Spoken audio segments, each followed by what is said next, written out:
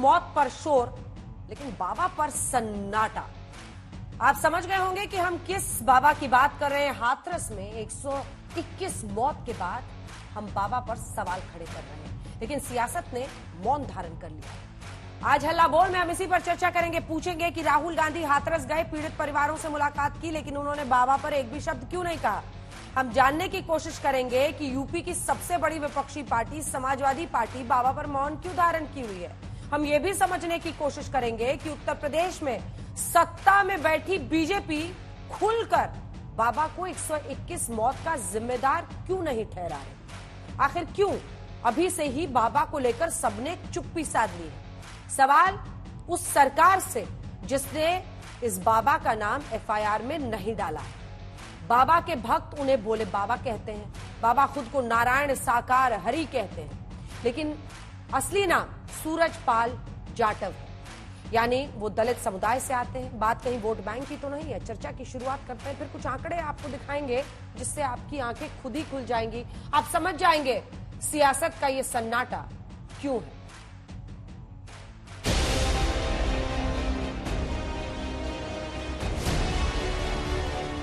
जिस बाबा के सत्संग के बाद 121 लोगों की जान चली गई, उसने हवेली नुमा आश्रम बना रखी। घर से निकलता है तो गाड़ियों का लंबा काफिला साथ चलता है। उस बाबा की हैसियत ऐसी कि कई चेहरे उसका हाथ थामकर सियासत की सीढ़ियां चढ़ गए। उस बाबा के भक्तों की लंबी चौड़ी फौज है। शायद यही वजह है कि हादसे पर सियासी शोर है। प्रशासन की कमी तो है जी, और गलतियां तो हुई हैं। फोन थोड़ा साइड करिए। तो ये पता लगाना चाहिए, और शायद सबसे जरूरी बात कि कॉम्पनसेशन सही मिलना चाहिए, क्योंकि ये गरीब परिवार है जी, और मुश्किल का समय है इनके लिए, तो कॉम्पनसेशन ज़्यादा से ज़्यादा। और मैं यूपी के चीफ मिनिस्टर से विनती करता हूँ कि दिल खोल के कॉम्पनसेशन करें। दुर्घटनाओं पे आपको समान भाव से रखते हुए संवेदनशीलता से राजनीति करनी चाहिए। ये जिस ढंग की मैं कहूंगा राजनैतिक लाभ की गिद्ध दृष्टि से नहीं देखना चाहिए। लोकसभा में विपक्ष के नेता राहुल गांधी ने हाथरस जाकर मृतकों के परिवार से मुलाकात की, प्रशासन को जिम्मेदार ठहराया, मुआवजे की बात भी की। मतलब कि राहुल के इस पूरे दौरे भेंट, मुलाकात, सांत्वना, भरोसा, बयान, तमाम चीजों का हासिल वही सियासी खाना पूर्ति जो हाथरस हादसे के बाद अभी तक सभी दलों के नेताओं के बयानों में दिखती रही। जिन ज्वलंत सवालों से ये सियासत भागती है, उसे राहुल गांधी ने भी टाल ही दिया।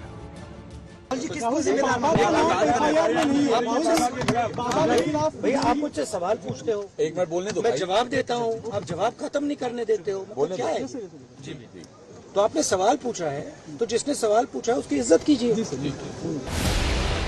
जिस सबसे बड़े सवाल के जवाब का इंतजार पीड़ित परिवारों को है, उसका जवाब ना तो यूपी पुलिस देती है, ना यूपी सरकार देती है, और ना ही यूपी का विपक्ष देता है। यकीन ना हो तो जिस सूबे में हादसा हुआ, वहां के सबसे बड़े विपक्षी दल के नेताओं को सुनिए, फिर समझ में आएगा। जब मरने वाले दलित हो, गरीब हो, अनपढ़ हो, मजदूर हो, महिलाएं हो, बच्चे हो, तो ऐसी 121 मौतों के बाद भी सियासत कैसे रंग दिखाती है। बाबा के ऊपर मुकदमा नहीं लिखा गया। देखिए, आप उस बहस को और मत छेड़िए। दुख है इस बात का कि बड़े पैमाने पे लोगों की जान गई है। उसमें महिलाएं हैं, बच्चे हैं, और ज्यादातर वो गरीब लोग हैं जो अभाव में जीते रहे हैं। और ये कार्यक्रम कोई पहली बार नहीं हो रहा था। इस तरह के कार्यक्रम समय समय पर उत्तर प्रदेश में जगह जगह पर होते हैं। हादसा है, ये कोई डिजाइन या किसी के द्वारा साजिश का रास्ता नहीं, जैसा कुछ लोग कहने लगे।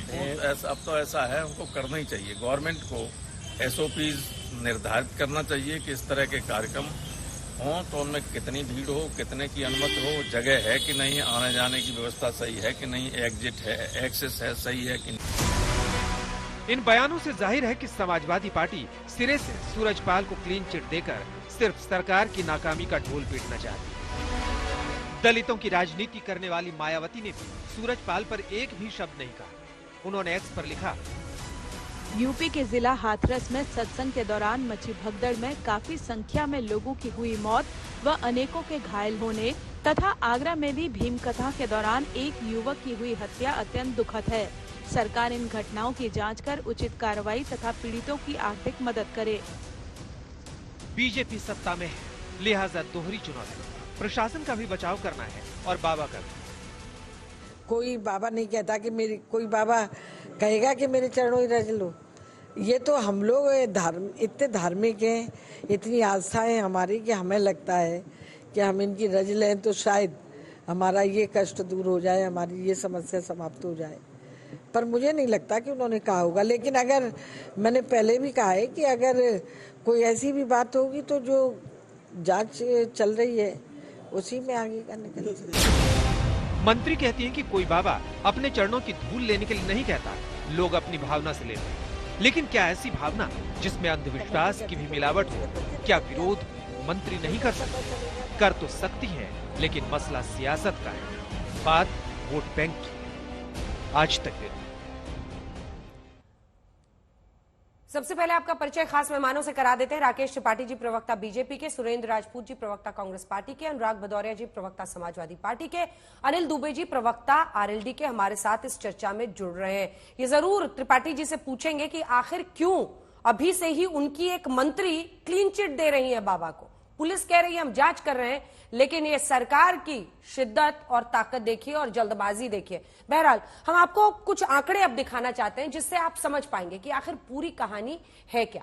क्योंकि हमने आपको बताया है कि ये बाबा जाटव समुदाय से आते हैं, तो आपको जरा बताते हैं। उत्तर प्रदेश में याद रखिए अभी 10 सीटों पर विधानसभा के उपचुनाव होने वाले हैं, और जब चुनाव आता है तो कौन सी बोली बोली जाती है?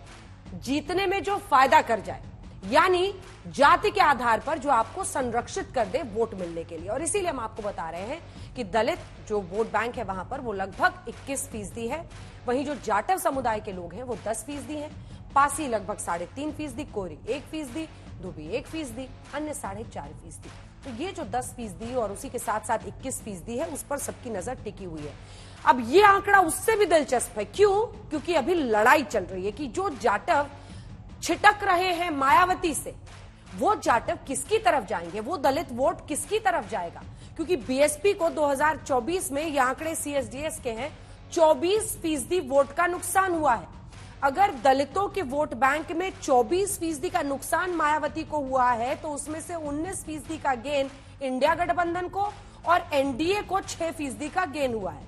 अब आप समझ गए होंगे, कोशिश यही है ना। ये सिर्फ जाटवों की बात हम कर रहे हैं। जाटव वोट बैंक में 24%, 24% का मायावती को नुकसान हुआ अभी लोकसभा के चुनाव में। इंडिया को 19 मिला, एनडीए को 6। तो अब इसमें कोशिश है, ये वाला ग्राफिक्स एक बार फिर से जरा दिखा दीजिए, क्योंकि अभी हम लोग जाटव दिखा रहे थे, इसके साथ दलित भी दिखाएंगे। अब कोशिश ये है कि मायावती से अगर ये वोट बैंक छिटक रहा है तो एनडीए वाले चाहते हैं उनकी तरफ आए, इसीलिए बाबा पर मौन। इंडिया वाले चाहते हैं उनकी तरफ आए, तो बाबा पर मौन। अन्य दलित जो है वो 41% इंडिया गठबंधन की तरफ गए, और यही माना जा रहा है कि सबसे बड़ी वजह है अगर बीजेपी को भारी पैमाने पर यूपी में नुकसान हुआ है। 16% की गिरावट आप देख रहे हैं अन्य दलित में बीजेपी के हिस्से में। ये 2014 के मुकाबले, क्योंकि 2019 में देखिए एसपी और बीएसपी एक साथ लड़े थे, इसलिए उसका कंपैरेटिव डेटा नहीं आ सकता है। और इधर आप देख लीजिए कि बीएसपी को 15% का दलितों पर भी नुकसान हुआ है। अब 10 सीटों पर जो उपचुनाव है उसमें आपको बता देते हैं करहल, क्योंकि अखिलेश यादव वहां पर उनका इस्तीफा हुआ है, मीरापुर जहां पर चंदन चौहान का हुआ है। ये 10 सीटों पर जहां पर उपचुनाव होने हैं, इसी के मद्देनजर ये सब कुछ हो रहा है। मिस्टर त्रिपाठी, आपके साथ शुरुआत करते हैं। आप सरकार हैं साहब, इतने सारे लोगों की जान गई है। दुबे जी क्या बोले जा रहे हैं? दुबे जी रुक जाइए। दुबे जी, राकेश त्रिपाठी जी, इतने बच्चों की जान गई है, महिलाएं और बच्चे सबसे ज्यादा। मेरा प्रश्न समाप्त नहीं हुआ है सर, मेरा प्रश्न समाप्त नहीं हुआ है। इतने बच्चों के, इतने महिलाओं की जान गई है। आवाज ऑडियो बढ़ाइए उनको। जिम्मेदारी आपकी, आपके सरकार की है या नहीं है? आखिर बाबा को अभी से क्लीन चिट क्यों? हम जानते हैं कि देखिए जो ऑर्गेनाइजर्स हैं, हमने इसकी लीगैलिटी भी चेक की है। लीगैलिटी ये कहती है कि जो ऑर्गेनाइजर्स हैं, जिन्होंने परमिशन लिया है प्रामा फसाई, उन्हीं को आप सीधा एफआईआर में डाल सकते हैं। लेकिन ये भी कह रही है पुलिस कि उनको खोजा जा रहा है। पुलिस ये भी बता रही है कि जो परमिशन है सत्संग का वो ऑर्गेनाइजर्स ने लिया था, हम उनको कर रहे हैं। खोजा भी उनको जा रहा है, उनके घर के बाहर तैनाती भी पुलिस वालों की रहती है। समझ नहीं आ रहा है। आपकी एक मंत्री आज सामने आकर कहती है कि वो तो भक्तों की गलती है कि भक्त कहते हैं कि हमको चरण। आपको लगता है कि वहां पर स्टेज से अनाउंस नहीं होता है? ऑर्गेनाइजर्स कहते नहीं है कि भाई उनके पैरों का धूली ले लीजिए, आपको मतलब स्वर्ग नसीब हो जाएगा? क्या है सर, ये समझ नहीं आ रहा है। क्यों आप लोग संरक्षण दे रहे हैं? किसी को संरक्षण नहीं दे रहे हैं। स्पष्ट कर दे रहा हूं मैं आपको, आपके देख रहे दर्शकों को, कि उत्तर प्रदेश में योगी आदित्यनाथ की सरकार में किसी प्रकार के ऐसे तत्वों को संरक्षण नहीं मिलेगा जिसकी वजह से इतनी बड़ी संख्या में लोगों की जान गई हो।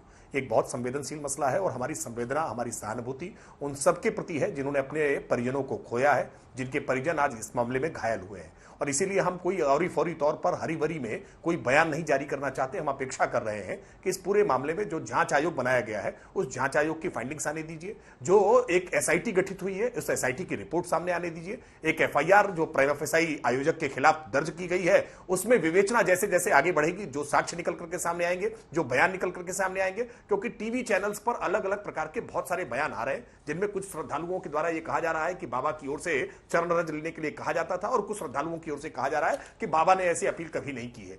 सच क्या है, तथ्य क्या है, सत्य क्या है, इन बात का अन्वेषण करने के लिए हमें जांच एजेंसियों को थोड़ा सा समय देना होगा। ये बेबी रानी मौर्य जी को आपने कहा है कार्रवाई होगी और निश्चित तौर पर उनकी जवाबदेही भी तय होगी। ज्यादातर मैं टोकती नहीं हूं बीच में, लेकिन ये क्या आपने अपनी मंत्री बेबी रानी मौर्य जी को कहा है? वरना हम ये माने कि टीवी पे वो आपको सुनकर खुद ही समझ लें वो क्यों क्लीन चिट दे रही हैं?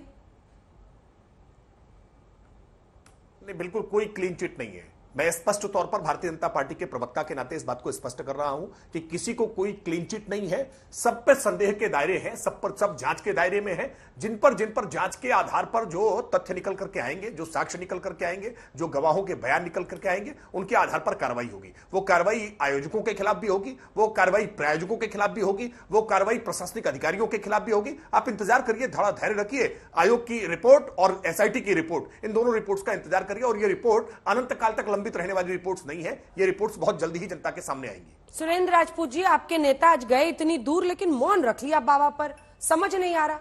कल तक तो आलोक शर्मा जी मेरे शो में चिल्ला चिल्ला कर कह रहे थे कि एफआईआर में उनका नाम नहीं डाला है, बाबा का नाम नहीं डाला है। आज राहुल जी से पूछा, अखिलेश जी से पूछा, तो इस पर तो बाबा पर सबने जिप लगा लिया है। अंजना जी, हम खुलकर कहेंगे, आज भी कहेंगे, हमारे नेता ने भी कहा है कि डरो मत, साफ बात करो। वो वहां राजनीति करने नहीं गए थे, पीड़ितों से मिलने गए थे। और पीड़ितों से मिलने जाते समय उन्होंने भी आज कोई राजनीतिक बात नहीं, उन्होंने तो बल्कि योगी आदित्यनाथ जी से स्पष्ट कहा कि मैं विनती कर रहा हूं मुख्यमंत्री से कि इनका मुआवजा जल्द से जल्द दिया जाए और ज्यादा बढ़ाया जाए। हम कहते हैं कि भोले बाबा के खिलाफ एफआईआर होनी चाहिए। हम कह रहे हैं भारतीय जनता पार्टी वाले नीच और निर्लज्ज राजनीति कर रहे हैं। हम कह रहे हैं कि भाजपा की राजनीति के अजीब से अफसाने हैं, यहां ये तीर भी चलाने हैं और परिंदे भी बचाने हैं। आज की डेट में आप विपक्ष को कटघरे में खड़ा कीजिए, आपकी इच्छा है। मुझे नहीं पता विपक्ष को कटघरे में कितना खड़ा करना चाहिए, लेकिन हां, सत्ता पक्ष को कटघरे में कोई नहीं खड़ा कर रहा। सत्ता पक्ष से कोई नहीं पूछ रहा कि भोले बाबा के खिलाफ क्यों नहीं एफआईआर हो रही, क्यों डर रहे हैं, क्यों बेबी रानी मौर्य अभी तक अपने पद पर या अपने कद पर कायम है। ये कहने के बाद क्या कि वो एक्स्ट्रा जुडिशियल वो हो गई हैं, जज हो गई हैं कि वो सीधे सीधे बता दे रही हैं। सुरेंद्र राजपूत जी, इस टेम्पलेट में मुझे आपसे तो उम्मीद नहीं रहती सर कि आप अभी अभी सब कुछ सुने। पता नहीं इनको ऑडियो नहीं जा रहा था क्या? अभी यही प्रश्न मैंने उनसे पूछे, वही सवाल आप दोहरा रहे हैं और कह रहे हैं कि आप लोग ये पूछते ही नहीं है। अभी बेबी रानी मौर्य पर 3 बार उनसे प्रश्न किया। वैसे मुझे आपको सफाई देने की कोई जरूरत नहीं है, लेकिन मुझे लगता है कि अगर कान आप खुले रखेंगे तो कम से कम दोष लगाने से बचेंगे आप लोग। कब तक दोष लगाते रहिएगा? पहला प्रश्न ही उनसे यही था सर।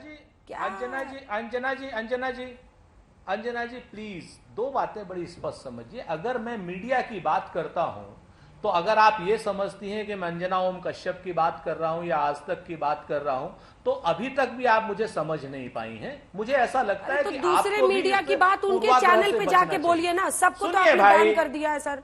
नहीं, मेरे सामने मत बोलिए ना। जिनको बैन कर रखा है वो बैन रहेंगे। नहीं बोलना मेरे पड़ेगा, आप ही के सामने सामने दूसरों बोलना की पड़ेगा। कुंठा नहीं, यहाँ मत निकालिए, मेरा सिर्फ ये देखिए, कहना है। शिकायत हम अपनों से नहीं करेंगे तो किससे करेंगे? आप मुझे ये बता दीजिए। आप मेरे को ये भी तो बताइए ना कि हम आपसे शिकायत नहीं करेंगे तो किससे शिकायत करेंगे? कौन रहेगा? आप यहां पर मुख्य प्रश्नों पर हम लोग रहें। यहां पर अखिलेश यादव जी को, राहुल गांधी जी को किस लिए खींचा जा रहा है? इसलिए खींचा जा रहा है कि वो वहां पर गए, हादसे के स्थल पर राहुल गांधी जी गए, इसलिए आप उनको खींच रही हैं। आप प्रधानमंत्री जी को, आपका मतलब मीडिया, प्रधानमंत्री जी को इसलिए नहीं खींच रहे कि प्रधानमंत्री जी क्रिकेट की ट्रॉफी लेकर के फोटो खिंचा रहे हैं और ओलंपिक वालों के साथ जो है मसाल जला रहे हैं, और ये वही प्रधानमंत्री हैं जब 11 स्मगलिंग के आरोप में 2011 के आसपास गुजरात के कुछ हीरा व्यापारी स्मगलिंग के आरोप में वहां फंस गए थे चीन में, तो उनको छुड़ाने के लिए तो चले गए थे। हाथरस चंद 100 किलोमीटर दूर है, यहां पर प्रधानमंत्री जी नहीं आ रहे, कोई नहीं प्रश्न पूछ रहा उनसे यह भी नहीं पूछा जा रहा है कि आप भैया ट्रॉफी ले लिए हो, ओलंपिक वालों से मिल लिए हो, तो एक बार जरा हाथरस के हादसे पर इसलिए प्रधानमंत्री जी मौन है क्योंकि यहां के लोग गरीब हैं, और वो जो गुजरात के हीरा व्यापारी थे, वो अमीर थे, वो स्मगलिंग के आरोप में चीन में जेल में बंद थे, उनको तो छुड़ाने के लिए तत्कालीन मुख्यमंत्री जो वर्तमान में प्रधानमंत्री नरेंद्र मोदी जी वो चले जाते हैं। उनसे प्रश्न होने चाहिए, नहीं होने चाहिए? दुनिया का एक बड़ा हादसा है, रूस ने, अमेरिका ने, फ्रांस ने, इंग्लैंड ने, इन सारे जगहों पर ये स्तब्ध हैं लोग, और हम यहां पर सिर्फ इसलिए नहीं बात कर रहे हैं क्योंकि वो लोग गरीब परिवार के हैं। क्या सिर्फ क्रॉनिक कैपिटलिस्टों के परिवार के लोगों के यहां हाथ से होंगे तब प्रधानमंत्री जी जाएंगे? ये प्रश्न यहां पर पूछे जाने चाहिए, और अगर ये प्रश्न पूछे जाएंगे तो अपने आप विपक्ष से सुई हट जाएगी। विपक्ष का अगर कोई नेता उसमें पाया जाता है तो आप उसके खिलाफ कड़ी कार्रवाई कीजिए, लेकिन अगर विपक्ष का नेता कहीं किसी के आयोजन में चला जाता है, आप उसको कह रहे हैं कि नहीं साहब ये तो इसके समर्थक हैं। अरे विपक्ष के नेता को छोड़िए, प्रधानमंत्री जी स्वयं आसाराम बापू के साथ नाचते गाते थे मंच पर, तो क्या हम प्रधानमंत्री जी को कह दें कि प्रधानमंत्री जी आप जो है आसाराम जी के अपराध में शामिल हैं? नहीं कहेंगे ना। राम रहीम के साथ में पूरी भारतीय जनता पार्टी खड़ी है हरियाणा में, लेकिन हमने कोई आरोप लगाया भाजपा के ऊपर, लेकिन भाजपा वाले अनुराग जी कितने कुत्सित तरीके से लगे हुए हैं पूरे देश में मीडिया के मित्रों के साथ में, 30 सेकंड, मीडिया के मित्रों के साथ में कि साहब अखिलेश यादव वहां गए थे। बिल्कुल जाएंगे भाई, जहां पर अब क्या नाम भीड़ होगी, क्यों नहीं जाएंगे? वहां जाना गुनाह है, लेकिन जब अखिलेश यादव की यहां सरकार थी क्या कोई हादसा हुआ? वहां जाना गुनाह है या नहीं है उस पर फैसला कोई नहीं दे सकता, लेकिन ये जो चालाकी आप दिखा रहे हैं कि जब बाबा का नाम आपके नेता और अखिलेश यादव नहीं ले रहे हैं, उसको आप ढकने की कोशिश कर रहे हैं ना, कालीन के नीचे कतरनों की तरह छुपाने की, वो गलत है। अरे छोड़िए सुरेंद्र राजपूत जी, कुछ ऐसे मुद्दे होते हैं जो कि नॉन निगोशिएबल होते हैं। जब नेताओं से एफआईआर पर सवाल किया जा रहा है वो उस पर जवाब नहीं दे रहे हैं, ना अखिलेश बाबू दे रहे हैं ना राहुल गांधी दे रहे हैं, उल्टा जर्नलिस्ट को बताने लगे कि आप मेरी बात का सम्मान कीजिए। नहीं, जो गलत है वो गलत है, इस पर चालाकी नहीं चलेगी सुरेंद्र राजपूत जी, ये सवाल पूछा ही जाएगा। और डे 1 से जब ये इंसिडेंट शुरू हुआ है तब से आज तक लगातार दिखा रहा है Rakesh Tripathi ji, the buck stops at your door, यानी अंग्रेजी में ये कहावत है कि आखिरकार जवाबदेही जिम्मेदारी आपकी सरकार की है। मैं आपसे जवाब लूंगी, लेकिन उससे पहले अनुराग भदौरिया जी और फॉर्मर डीजीपी अरविंद कुमार जैन साहब भी हमारे साथ हैं, मैं उनके पास भी जाऊंगी। भदौरिया साहब जल्दी से एक रिस्पॉन्स आपसे लेते हैं। आखिर बाबा इससे पहले भी 2022 में कोविड के दौरान इसी तरह का एक आयोजन, 50 लोगों का परमिशन लिया, 50,000 लोगों को बुलाया, तब भी और अब भी बाबा के खिलाफ कोई भी नेता बोलने को तैयार नहीं है। क्या वजह है कि अखिलेश यादव आजकल बोलते नहीं है? आजकल एक नया ट्रेंड चला है अंजना जी, जब से भारतीय जनता पार्टी की सरकार आई है, भारतीय जनता पार्टी की सरकार में कोई हादसा होता है, भारतीय जनता पार्टी की सरकार अपनी जिम्मेदारी ना लेके वो विपक्ष के ऊपर हमलेवर हो जाती है। और आपकी बात नहीं हो रही, ये सच है, और मीडिया भी विपक्ष को खोजने लगता है। कमाल की बात है, इतना बड़ा हादसा हुआ, गलत है मिस्टर भदौरिया, गलत है। अगर सारे चुप हैं तो हम बोलेंगे, 100 बार बोलेंगे कि सारे चुप हैं। बीजेपी वाले भी चुप हैं, कांग्रेस वाले भी चुप हैं, समाजवादी पार्टी वाले भी चुप हैं। ये जनता को समझ में आ रहा होगा।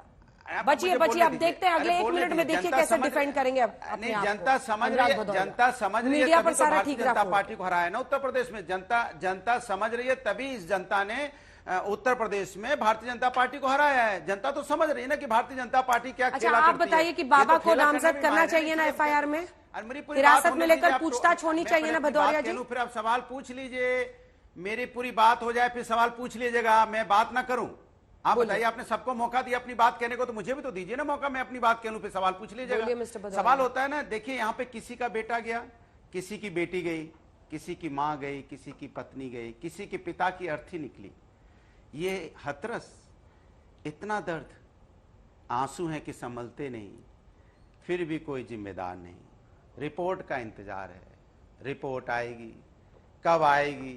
इसके पहले भी हथरस में कांड हुआ था, वहां भी डीएम एसपी के लिए यही कहा गया था, रिपोर्ट आएगी। बहुत दिनों बाद डीएम हटे थे। सवाल यह है कि जिसकी प्रशासन, जहां पे लाखों की भीड़ हो रही है, प्रशासन क्या आंख बंद करके सोया है? क्या प्रशासन की जिम्मेदारी नहीं है कि वहां एम्बुलेंस की व्यवस्था हो, वहां पानी की व्यवस्था हो, वहां फायर ब्रिगेड की व्यवस्था हो, वहां पे निकासी की व्यवस्था हो? क्या वहां कोई डीएम एसपी कलेक्टर एडीएम और किसी की कोई जिम्मेदारी नहीं है? प्रशासन की कोई जिम्मेदारी नहीं है? इस जिम्मेदारी से हम बच जाएंगे, चाहे बाबा हो, चाहे आयोजक हो, चाहे प्रशासन हो, जिसकी भी जिम्मेदारी है। जिम्मेदारी तय करने में इतना समय लग गया। वैसे तो बुलडोजर फटाफट चल जाता है, बुलडोजर तैयार खड़ा रहता है। समाजवादी पार्टी का कोई करता यहां पे कार्य करता है, समाजवादी की पार्टी न्याय के लिए अन्याय के खिलाफ लड़ेगी तो बुलडोजर दौड़ के पहुंच जाता है, तुरंत बुलडोजर फटाफट तैयार हो जाता है, चाहे रात हो चाहे दिन हो। लेकिन इतनी बड़ी घटना हो गई, 120 लोगों की मौतें हो गई, कितने अपने लोग बिछड़ गए। कौन ये लोग थे? अपने हिंदुस्तानी थे ना, अपने लोग थे ना। अब तो कहते हैं, पुरानी एक बात याद आती, किसी ने सही कहा है, हर नए हादसे पे अब हैरानी नहीं होती। उन्हें सदियों ना भूलेगा जमाना जहां जो हादसे कल हो गए हैं। इनके तो हादसों पे क्या रोज नए हादसे होते हैं। अभी हथरस का कांड हुआ था कुछ दिन पहले, आपको याद होगा, फिर हथरस पे कांड हो जाता है, फिर उन्नाव का हो जाता है, फिर बीएचयू हो जाएगा, फिर किसी घटने पे हम डिस्कस करने बैठ जाते हैं। लेकिन भारतीय जनता पार्टी एक ही बात बोलती, कोई बख्शा नहीं जाएगा, सब पे कड़ी कार्रवाई होगी और नजीर बनेगा। किस पे नजीर बनेगा भाई? कब नजीर बनेगा? हमारे अपने लोग चले जाते हैं, आपकी नजीर का इंतजार ही करते हम लोग रह जाते हैं। हमें तो समझ में नहीं आया नजीर है कौन, कहां है। सवाल है तो सुलगेंगे, एक एक मौत का हिसाब मांगेंगे, क्यों कुचले गए बेकसूर पैरों तले। क्या इसे सिर्फ एक हादसा मानेंगे? क्या सरकार इसको हादसा मान के जवाब, सिर्फ हादसा मान के जवाब दे देगी? ये सिर्फ एक हादसा तो नहीं हो सकता ना। सरकार की गलती भी तो है इसमें, प्रशासन की गलती भी तो है। कहां है वो हेल्थ व्यवस्था? कैसी थी वहां हेल्थ व्यवस्था? आपके के राम गोपाल यादव, मैं वैसे तो आपकी लिखी हुई कविता को कभी चाहती नहीं हूं कि टोकूं, लेकिन राम गोपाल यादव जी ही इसको हादसा बता रहे हैं।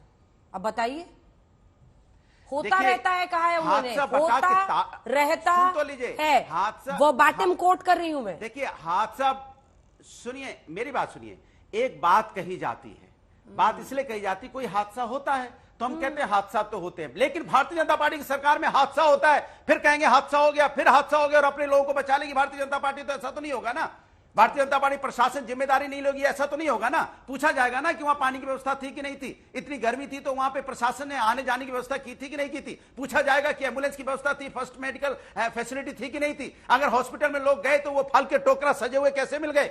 जहां हॉस्पिटल में आप जानते कैसे टोकरे रखे गए थे, जब उत्तर प्रदेश के मुख्यमंत्री जी गए तो साफ पता चल रहा था ये फल के टोकरे अभी रखे गए हैं। इसका मतलब आपने कोई जिम्मेदारी से बची है। बताइए कहां थे डॉक्टर? ये तमाम सवालों के जवाब देंगे अरविंद कुमार जैन जी, फॉर्मर डीजीपी हमारे साथ उत्तर प्रदेश के मौजूद हैं। अरविंद साहब, मुझे ये समझाइए सर कि आखिर एफआईआर में बाबा को नामजद क्यों नहीं किया गया है? ये बात सच है, पुलिस कह रही है कि, और इसकी लीगैलिटी को भी आपसे समझना चाहेंगे, वो कह रहे हैं कि जो ऑर्गेनाइजर्स हैं उन्होंने परमिशन ली थी, लेकिन बाबा की क्या भूमिका रही? बाबा कब आया, कब गया, कब निकला? क्या बाबा ने मंच से ऐसा कोई अनाउंसमेंट किया? क्योंकि ये अद्भुत बाबा है, इन्होंने वहां पर मोबाइल्स अलाउ नहीं करते हैं, जिसकी वजह से वीडियो सामने नहीं आती है, सोशल मीडिया पर इनका प्रेजेंस बहुत लिमिटेड है। ऐसे में समझ नहीं आ रहा, क्या ये पूछताछ के लिए भी पुलिस को उनको नामजद नहीं करना चाहिए था? आखिर क्या वजह है कि बाबा को पूरी इस इंसिडेंट से, इस घटना से पुलिस ही अलग कर रही है? सरकार तो छोड़िए, मंत्री तो छोड़िए। नहीं, पुलिस अलग नहीं कर रही है। मेरा ये मानना है कि जो ऑर्गेनाइजर्स हैं, जो सीधे तौर पे जिम्मेदार हैं, उनके खिलाफ एफआईआर की गई है। एफआईआर हमेशा ओपन एंडेड होती है।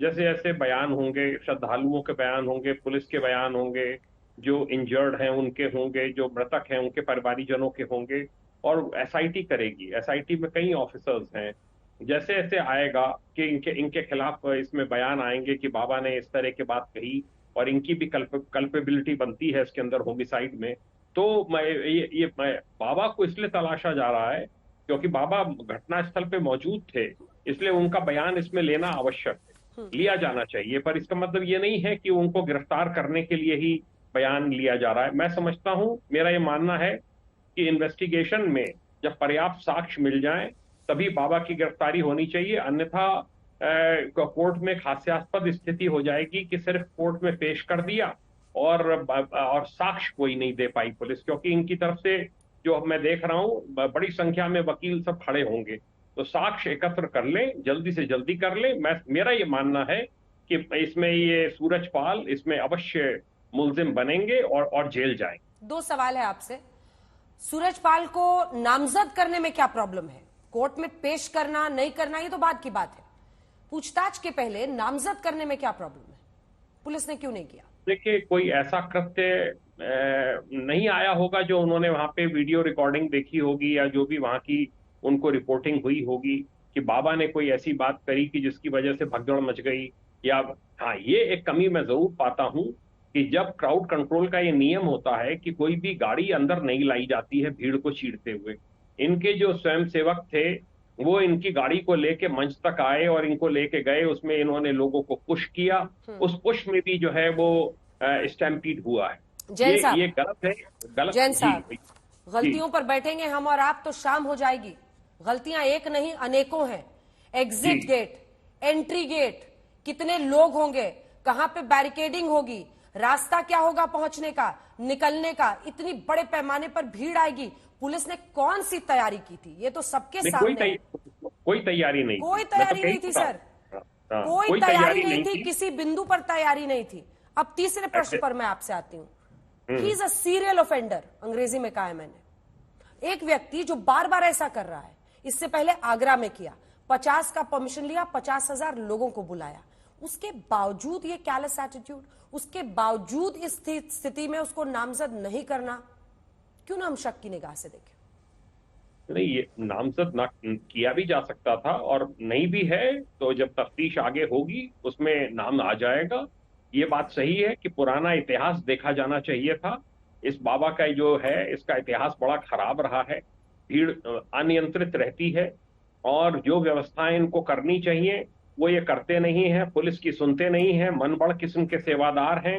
ये ऐसे प्रकरणों में एसपीडीएम का रोल आ जाता है। उनको चाहिए था कि वो एनफोर्स करें कंडीशंस, और अगर ये कंडीशंस को फॉलो ना करते तो आपको पता है जैन साहब, हम लोग इलेक्शन के दौरान हेलीकॉप्टर पे एक शो कर रहे थे, हर जगह जहां लैंड करते थे तो हमें एक पूरी लिस्ट दी गई थी नियमों की, और हम नियमों का पालन करने में विश्वास भी रखते हैं। हर जगह फायर ब्रिगेड की एक गाड़ी, एक एम्बुलेंस, चाहे हम गोंडा में कर रहे हो या छोटी से छोटी बड़ी से बड़ी जगह पर, यूपी में हमने शो किया, हर जगह पर चॉपर की लैंडिंग से पहले वहां पर फायर ब्रिगेड की गाड़ी, वहां पर एम्बुलेंस, जो कि नियम है, ये सब कुछ मौजूद था। लेकिन यहां पर प्रशासन की आंखें बंद हो जाती हैं। क्यों बंद होती हैं अब ये जनता भी समझ रही होगी, क्योंकि हम लगातार नीचे आंकड़े दिखा रहे हैं। एक और प्रश्न है मेरा आपसे, क्योंकि आप पुलिस की फंक्शनिंग को जानते हैं, समझते हैं, ये तो तय है कि जितनी तैयारी होनी थी, इस तरह का व्यक्ति जब पहुंचता है, उसकी एंट्री, एग्जिट, सब कुछ का ड्रिल, एक एक चीज तैयार की जाती है। इतने लोग पहुंचेंगे तो उस परिस्थिति का, वहां का मुआयना करना, कितना वहां पर बहाली होनी चाहिए, रिक्रूटमेंट, किस तरह का डिप्लॉयमेंट होना चाहिए, सब में खामियां साफ दिख रही हैं। लेकिन चौथी तरफ सबसे बड़ा प्रश्न यह है कि पुलिस क्या अपनी भूमिका को, देखिए होता है ना सर, फर्स्ट रिएक्शन यही होता है घटना के बाद कि हम कैसे अपने आप को बचा पाए, क्या उस पर इतना जोर है जिसकी वजह से एक कनाइवेंस हम देख रहे हैं?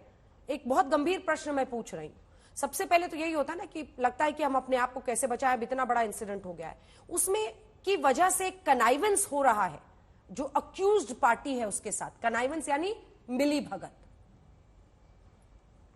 मुझे नहीं लगता है इसमें। देखिए, इसमें साइमल्टेनियसली जुडिशियल कमीशन भी एक्टिव है और जो एसआईटी है और एडीजी जोन की अध्यक्षता में कमेटी है। मेरा ये मानना है कि जो भी पुलिसकर्मी इसमें दोषी पाए जाएंगे, जो भी एडमिनिस्ट्रेशन के लोग इसमें पाए जाएंगे, रेवेन्यू डिपार्टमेंट की तरफ से, जिनका फर्ज बनता था कि जाके पूरा मौका मुआयना करते, जीटी रोड पर इतनी गाड़ियों की लाइनें लग गई थी कि वहां पे ट्रैफिक जैम हो गया था, उसके बगल में एकदम से परमिशन क्यों दी गई, इन सब बिंदुओं पे जांच होगी और जो भी दोषी होंगे वो अवश्य मेरे ख्याल से दोषी ठहराए जाएंगे और उनके खिलाफ कार्रवाई होगी, मेरा ये मानना। और कनाइवंस मेरे ख्याल से ये कर नहीं पाएंगे, कनाइवंस किसी तरह की नहीं कर पाएंगे, इसमें कल्पेबिलिटी फिक्स होगी और कार्रवाई होनी चाहिए बाबा के ऊपर। उसकी जितनी बड़ी बड़ी इमारतें हैं, जो हमारे पास तस्वीरें भी है, जरा दर्शकों को दिखाइए, वहां पर हमारे रिपोर्टर पहुंचते हैं, रिपोर्टर के पहुंचने के पहले ही वहां पुलिस पहुंच जाती है और पुलिस इतनी भारी तादाद में इन जगहों पर है, इसलिए कई लोगों के मन में ये प्रश्न आ रहा है, इसीलिए मैंने आपसे पूछा, क्योंकि इस तरह का संरक्षण नहीं मिलना चाहिए। मिस्टर दुबे, जल्दी से एक रिएक्शन आपसे। सब चुप हैं, आप भी चुप रहना पसंद करेंगे बाबा पर?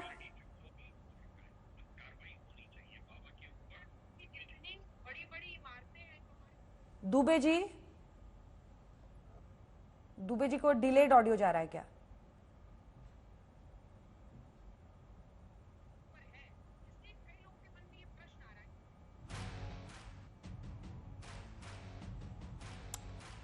शायद आवाज उन तक नहीं जा रही है। राकेश त्रिपाठी जी, अब आप जवाब दीजिए। बहुत सारे प्रश्न उठे हैं, देखिए सर, डे वन से प्रश्न जो उठ रहे हैं, बोलिए जाके अपने जो लोग जो पीड़ित पक्ष है, जिन लोगों की मृत्यु हुई है, उनसे जाकर के संवेदना व्यक्त करते। ये तो अगर ये, मैं तो इनको यही नहीं मानता हूँ कैसे संत हैं। और इनके खिलाफ जो हमारे मुख्यमंत्री जी ने कहा है, जुडिशियल इंक्वायरी बैठाई है, हमारी पार्टी का भी प्रतिनिधिमंडल गया है, हम लोग ये चाहेंगे कि इनके जो भी दोषी है उसके खिलाफ सख्त कार्रवाई की जाए, कोई बचने ना पावे। अच्छा है, कम से कम आपने साफ स्पष्ट शब्दों में कहा, क्योंकि नैतिकता तो ये बताता है कि जो व्यक्ति ये कहता था कि वो लोगों की जिंदगी में खुशहाली लाएगा, वो आखिर जब ये लोग अस्पताल पहुंचे तो वहां उनसे मिलने तक नहीं जा रहा है, किसी की खोज खबर नहीं। सभा हो रही है, सम्मेलन हो रहा है, संत समागम हो रहा है, और वो बाबा का फरमान वहां चलेगा कि जो ये बात तो डीएमएसपी को देखनी चाहिए थी कि कैमरा नहीं जाएगा, उनकी फोटो नहीं खींची जाएगी, प्रदेश हमारा, जिला हमारा, ये बात माननीय मुख्यमंत्री जी से भी कही जाएगी कि ऐसे प्रशासन को इन्होंने कैसे परमिशन दे दी, कैसे उन्होंने वहां पर व्यवस्था नहीं की। 80,000 के बजाय 2.5 लोग इकट्ठा हो गए, उनके खिलाफ कार्रवाई होनी चाहिए और हम लोग इसको कार्रवाई तो कराएंगे, जो भी दोषी होगा उसे बचने नहीं देंगे। लेकिन इस समय जरूरत राजनीति की नहीं है, इस समय जरूरत है संवेदनशीलता की। सभी लोग पीड़ित पक्ष के साथ खड़े हों, सभी राजनीतिक दलों को, अपने कार्यकर्ताओं को उनकी मदद में लगाना चाहिए। ये राजनीति का विषय नहीं है, लेकिन जो चलिए, अब राकेश त्रिपाठी जी, मुझे लगता है अब आपको मोर्चा संभालना चाहिए अपनी सरकार की तरफ से। सवाल यह है कि ऐसी परिस्थिति क्यों बनी? आपकी जवाबदेही तो वहां से शुरू होती है सर। आखिर आपने वहां की पुलिस प्रशासन पर अब तक क्या कार्रवाई की है? अगर उन्होंने सतर्कता बरती होती तो ऐसी घटना ही ना घटती। देखिए अंजना जी, जो सवाल उठाए जा रहे हैं, हम किसी सवाल से पीछे नहीं हट रहे हैं, सवाल से भाग नहीं रहे हैं, सवाल से मुंह नहीं मोड़ रहे हैं और ना सवाल पूछने वाले को जिम्मेदार ठहरा रहे हैं, जैसा सवाल पूछने वाले को जिम्मेदार ठहराने का काम अन्य विपक्षी राजनीतिक दल के लोग कर रहे हैं। आप खूब सवाल पूछिए और सवाल ये सारे वाजिब है, ये सारे सवाल जनता के हैं, इन सवालों से हम भाग नहीं रहे। इन सारे सवालों का मुकम्मल जवाब इंतजार करिए, एक एक करके सब सवालों के जवाब मिलते जाएंगे। ये जो जांच आयोग बना है, जुडिशियल जस्टिस ब्रजेश कुमार श्रीवास्तव की अध्यक्षता में, हाईकोर्ट के रिटायर्ड जज, ये निश्चित तौर पर इन भूमिका की भी जांच करेंगे कि किन प्रशासनिक अधिकारियों की यहां जवाबदेही थी, एसडीएम की जिम्मेदारी क्या थी, सीओ की जिम्मेदारी क्या थी, डीएम की जिम्मेदारी क्या थी, एसपी की जिम्मेदारी क्या थी, इन जिन जिम्मेदारियों का इन्होंने अपना निर्वहन किया है या नहीं किया है। जब तक इस पर पूरी एक विस्तृत व्याख्या नहीं आ जाती है, मुझे लगता है कि इसी की जवाबदेही फिक्स कर देना, केवल जल्दी से सुर्खियों में आ जाने के लिए, ब्रेकिंग न्यूज चलवा देने के लिए, और ये विपक्ष इस पर सवाल ना खड़ा करे, इसके लिए कुछ ऐसे लोगों पर कार्रवाई हो जाए जो इसके लिए लाइबल ना हो, और जो लाइबल हो वो इसके आड़ में बच जाए। मैं मानता हूं कि थोड़ा सा इंतजार करना चाहिए, जिसकी भूमिका है उस पर कार्रवाई जरूर होगी। एक चापाकल की कहानी आपने सुनी है?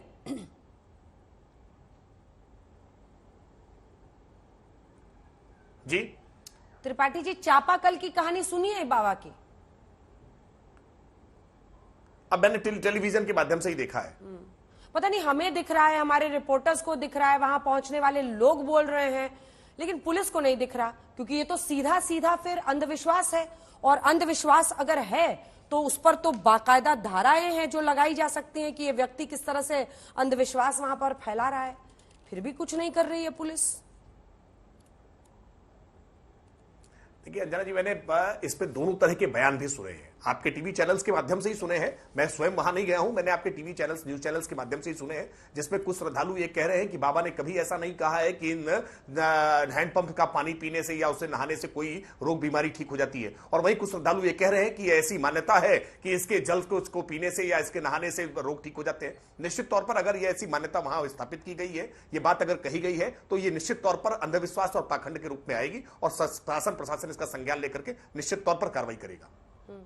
जैन साहब, इस पर आपकी क्या राय है? जो बात साक्षात सबको दिख रहा है, हमारे रिपोर्टर गए, तरह तरह की बीमारी से ग्रस्त लोग वहां पर पहुंचते हैं चापाकल का पानी पीने के लिए, ये तो क्लियर कट केस है ना अंधविश्वास फैलाने का। बिल्कुल है। मैंने कई चैनल्स पे डिमांड किया कि जिस तरह से महाराष्ट्र में एक्ट है, उसी तर्ज पर पैन इंडिया एक्ट या यूपी में एक्ट बनना चाहिए। सिर्फ 2 राज्यों में अभी एक्ट है ऐसा, सिर्फ 2 राज्यों में देश में एक्ट है। बिल्कुल बनना चाहिए। ये बिल्कुल गलत है और इस तरीके का अंधविश्वास फैलाना और उसी का शिकार लोग होते हैं, इसके ऊपर रोक लगनी चाहिए, सख्ती से होनी चाहिए और इसमें लीगल एक्शन इसमें मैंडेटरी होना चाहिए। सुरेंद्र राजपूत जी, आप भी ऐसा मानते हैं? बिल्कुल पूरी तरीके से मानता हूं। सरकार का काम साइंटिफिक चीजों का बढ़ावा देना है, सरकार का काम अंधविश्वास को बढ़ावा देना नहीं है। और जो लोग भी अंधविश्वास को बढ़ावा दें, वो चाहे नाले से गैस की चाय पिलवाएं, चाहे रडार को बादल में कराएं, और चाहे वो जो है नारियल का जूस पिलवाएं, और चाहे वो अन्य अंधविश्वास इस तरीके के फैलाएं जो नॉन साइंटिफिक हो, सबके खिलाफ कार्रवाई होनी चाहिए। एक बात मैं और अंजना जी बड़ी इंपॉर्टेंट कहना चाह रहा हूं आपके चैनल के माध्यम से। ये अभी राकेश जी कह रहे थे, अभी जैन साहब कह रहे थे, 100 से ज्यादा एसआईटी पिछले 7 सालों में तमाम तरीके के अपराधों की आदरणीय योगी आदित्यनाथ जी की सरकार में बनी है। चाहे वो कोरोना काल के भ्रष्टाचार को लेकर के हो, चाहे वो लखनऊ में शूटआउट को लेकर के हो, गोरखपुर में व्यापारी की हत्या को लेकर के हो, लखीमपुर में महिलाओं के असम्मान को लेकर के हो, 100 के आसपास एसआईटी हैं। मुझे राकेश त्रिपाठी जी बताएं कि इन 100 एसआईटी में से कितनी एसआईटी की रिपोर्ट आ चुकी है, जबकि ये लोग कहते हैं 15 दिन में एसआईटी की रिपोर्ट आ जाएगी और दोषियों के खिलाफ कार्रवाई होगी। पिछले 7 साल में लगभग 100 एसआईटी हैं, उनमें से हमको तो एक आदमी भी दोषी इन्होंने ना अभी तक किया है और ना ही किसी के खिलाफ कार्रवाई की है। तो ये एक एसआईटी सिर्फ इसलिए बनाते हैं ताकि वर्तमान में मीडिया के सवालों से और विपक्ष के सवालों से बच जाए। ये जो जिस तरीके से एक सीधा प्रश्न है उसका इसका जवाब दे दीजिए, फिर जाऊंगी मैं अनुराग जी के पास। मैं सीधा जवाब दे देता हूं। मुझे लगता है सुरेंद्र राजपूत जी या तो घटनाओं से अवगत नहीं होते हैं, रिपोर्ट से अवगत नहीं होते हैं। आप एक जिस मामले की बात कर रहे हैं, आप विकास दुबे के मामले में न्यायिक कमीशन जो बना था, उस न्यायिक कमीशन की रिपोर्ट्स को जाकर के देख लीजिए कि जांच आयोग के निष्कर्ष क्या निकल करके आए हैं, एसआईटी की रिपोर्ट्स क्या निकल के आई हैं। आप जिस वाकये पर कहेंगे उस वाकये पर विस्तृत जांच की रिपोर्ट मैं आपके ट्विटर पर आपके टैग करके आपको डाल दूंगा, आप पूछ लीजिएगा, मैं सार्वजनिक तौर पर रख दूंगा। आप ये भ्रम मत फैलाइए कि एसआईटी की जांच रिपोर्ट नहीं आती है। हाँ, मंदार देवी में जब 2005 में स्टैंपेड हुआ था, 340 लोग महाराष्ट्र में मरे थे ना, तो उसकी जांच की रिपोर्ट नहीं आई थी, उसको आपने दबाकर रखने का काम किया था। 2008 में अशोक गहलोत की सरकार के समय में जब जोधपुर में भगदड़ हुई थी ना, जिसमें 250 लोग मरे थे, तब उसकी जांच की कोई रिपोर्ट नहीं आई थी, मुआवजा भी नहीं दिया था आपने। अपने कार्यकालों से सबक नहीं लेते हैं, हम पर सवाल खड़ा करने का काम करते हैं, केवल कोरी राजनीति करने का काम करेंगे। अरे जो आज इस मामले में इंजर्ड हुए हैं, हमने आश्वस्त किया है कि उनके परिजनों को, जिन्होंने परिजन खोए हैं अपने, एक उनके परिजन की पढ़ाई लिखाई की पूरी चिंता उत्तर प्रदेश की सरकार करेगी, उनके बेटियों की विवाह की चिंता उत्तर प्रदेश की सरकार करेगी, उनके घर पर तुरंत मुआवजा राशि, हालांकि कोई मुआवजा किसी मृत व्यक्ति का नहीं हो सकता है, लेकिन फिर भी एक राशि उनके घर तक तुरंत पहुंचा देने का काम हमने किया है। आप केवल राजनीति करने का काम कर रहे हैं, कोरी बकवास करने का काम कर रहे हैं। सुरेंद्र जी,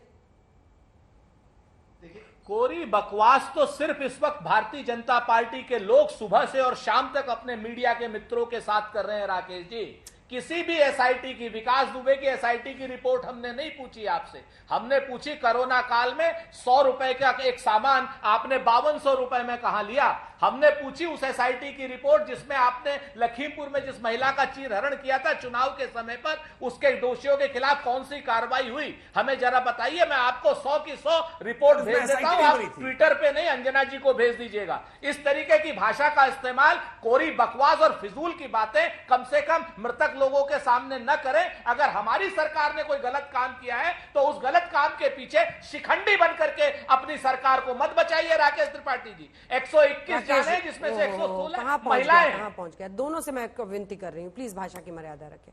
राकेश जी छोटा सा जवाब, मैं आ रही हूं जैन साहब, एक बार राकेश जी और अनुराग जी बोले, मैं फौरन आ रही हूं, आप जवाब दे दीजिए।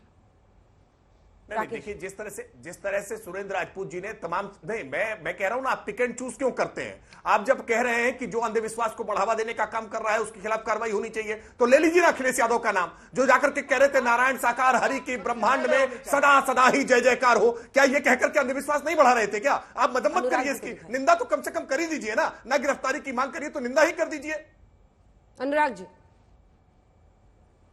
देखिए, मैं आपको बता रहा हूं कि भारतीय जनता पार्टी के प्रवक्ता को कम से कम आज के दिन संवेदनशील होना चाहिए।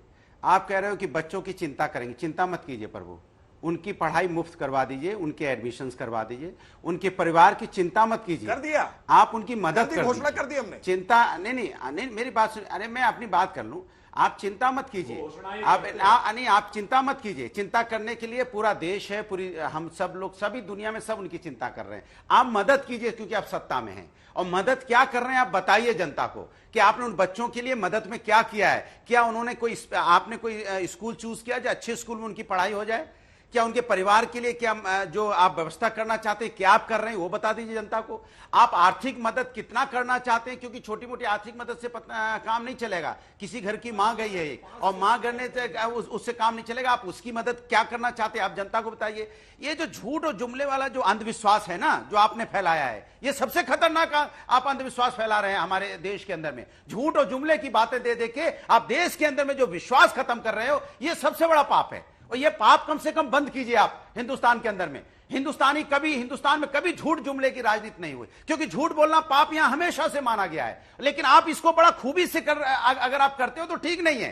इसको मानिए, इसमें संभलिए, क्योंकि अपने लोग हैं। अपने लोगों के साथ अगर हम झूठ बोलेंगे, जुमलेबाजी करेंगे, तो क्या हम अपने लोगों के साथ न्याय कर रहे हैं? यही सबसे बड़ा अन्याय है। तो इसलिए कहते हैं अपने लोगों के साथ न्याय के साथ खड़े होइए। हम विपक्ष का धर्म निभा रहे हैं, आप सत्ता पक्ष का धर्म निभाइए। आप सत्ता पक्ष का धर्म निभाते नहीं हो, आप सत्ता पक्ष में लेके विपक्ष में चले जाते हो और हमको सत्ता पक्ष में ले आते हो। चूंकि अब आदत आपकी शायद ऐसी बनती जा रही है विपक्ष में जाने की, इसलिए ये राजनीति का विषय नहीं है, ये विषय मदद का, ये विषय है खड़े होने का, ये विषय है वहां पे अपनी गलती को स्वीकार करने का, और ये विषय है जिन्होंने गलती की है उनके ऊपर कार्रवाई करने का। बजाय इसके कि तमिलनाडु में ऐसा हुआ था, राजस्थान में वैसा हुआ था, केरला में वैसा हुआ, तो उन गलतियों को उन मान के आप इस गलती को क्या छुपाना चाहते हैं, या उन गलतियों के पीछे रह के आप इस गलती को जस्टिफाई करना चाहते हैं? आखिर क्या चाहते हैं आप ये बता दीजिए। पूरी देश की जनता आपको सुन रही है, जानना चाहती है कि आप इतनी बड़ी घटना हो गई, 120 लोगों की मौतें हो गई, और आप उसमें बांधने की बजाय विपक्ष पे हमलेवार हो जाते हो। विपक्ष था वहां पे, क्या सत्ता में डीएम ने लगाया? विपक्ष कमिश्नर डीएम ने लगाया है क्या? चीफ मिनिस्टर विपक्ष का है क्या? विपक्ष का कमिश्नर है, एडीएम है, एसडीओ है, सीओ है, विपक्ष ने पोस्ट किया क्या? बता दीजिए आप कि विपक्ष ने पोस्ट करवाया है, तो कम से कम पता चल जाएगा कि विपक्ष के सिग्नेचर से वहां पे पोस्ट हुए हैं सारे पुलिस अधिकारी और सारे प्रशासनिक अधिकारी। कमाल की बात करते हैं आप, विपक्ष को जिम्मेदार ठहरा रहे। ये जिम्मेदारी कब लेंगे आप? बहुत लंबा सवाल, कब आप जिम्मेदार बनेंगे आप? जवाब सुनिए। दूसरी बार की सरकार है, जिम्मेदार तो बनिए कम से कम। अनुराग जी ठीक है, सुरेन जी भी एक 5 सेकंड में कमेंट करना भारतीय जनता पार्टी के किसी नेता ने नहीं कहा है। 5 सेकंड में सुरेन जी एक कमेंट करना चाहते हैं। हादसे होते रहते हैं, ये भारतीय जनता पार्टी के नेता नहीं कह रहे हैं। हादसे होते रहते हैं, ये रामगोपाल यादव जी कह रहे हैं। जाइए समझाइए ना रामगोपाल यादव जी को कि इस तरह के संवेदनशील मसले पर ऐसे बयान ना दें। जल्दी से सुरेन जी एक साथ जवाब देंगे वो। हाँ बिल्कुल, छोटा सा जवाब है। कासगंज में चंदन गुप्ता नाम का भारतीय जनता पार्टी का कार्यकर्ता वहां पर मारा गया था आज से 7 साल पहले। उसको योगी आदित्यनाथ जी ने, स्वतंत्र देव सिंह तत्कालीन प्रदेश अध्यक्ष ने उसके यहां पर सरकारी नौकरी का वादा किया था।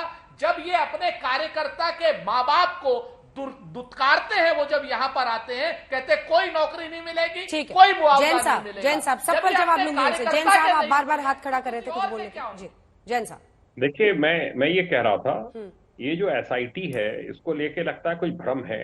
ये एक इन्वेस्टिगेशन को कंट्रोल में रखने के लिए कि सीनियर ऑफिसर्स का भी इन्वॉल्वमेंट हो और अलग अलग लोगों को अलग अलग दायित्व दिया जाता है।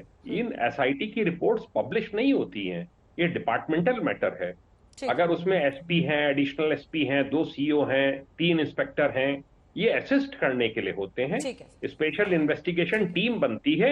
ये एसआईटी वो नहीं है जो इनकी रिपोर्ट्स कोई। इस क्लैरिफिकेशन के लिए आपका बहुत धन्यवाद। राकेश, अब दोनों की बातों का जवाब दीजिए। नहीं, मैं फिर देखिए, मैं एक स्पष्टता से कह रहा हूं, घटना होने के तुरंत बाद ही प्रधानमंत्री जी ने संसद में इस बात पर तुरंत अपनी संवेदना जाहिर की, अपनी सहानुभूति उनके प्रति व्यक्त की, जिस पर सुरेंद्र राजपूत जी कहते प्रधानमंत्री मौन है, मौन नहीं है, उन्होंने भी तुरंत संज्ञान लिया था। मुख्यमंत्री योगी आदित्यनाथ जी ने तुरंत संज्ञान लेकर के 3 मंत्रियों को उसी समय रवाना किया। 3 मंत्री घटनास्थल पर उसी दिन पहुंच गए हैं। उत्तर प्रदेश के मुख्य सचिव उसी दिन पहुंच जाते हैं, उत्तर प्रदेश के डीजीपी उसी दिन पहुंच जाते हैं। सारे घायलों को अस्पतालों तक पहुंचाने की जिम्मेदारी राज्य सरकार निभाने का काम करती है। जो मृतक हैं उनके परिजनों को सहायता राशि उत्तर प्रदेश सरकार की ओर से उनके घरों तक पहुंचा दी गई है। हम जितना काम और फौरी तौर पर त्वरित गति से कर सकते थे वो सब करने का प्रयास किया गया है। जांच आयोग बनाया गया है, जुडिशियल कमीशन इस संबंध में नियुक्त किया गया, एसआईटी का गठन हुआ, एफआईआर दर्ज हो गई, विवेचना प्रारंभ हो गई। जो कुछ राज्य सरकार को करना है वो सब कुछ राज्य सरकार कर रही है, लेकिन जो करना विपक्ष को था वो करने की बजाय विपक्ष अब भी बाबा को बचाने का प्रयास। इसी के साथ हमें कार्यक्रम का अंत करना पड़ेगा, लेकिन इस न्याय का इंतजार खत्म होगा या नहीं, इस पर सबकी नजर है। देखते रहिए आज।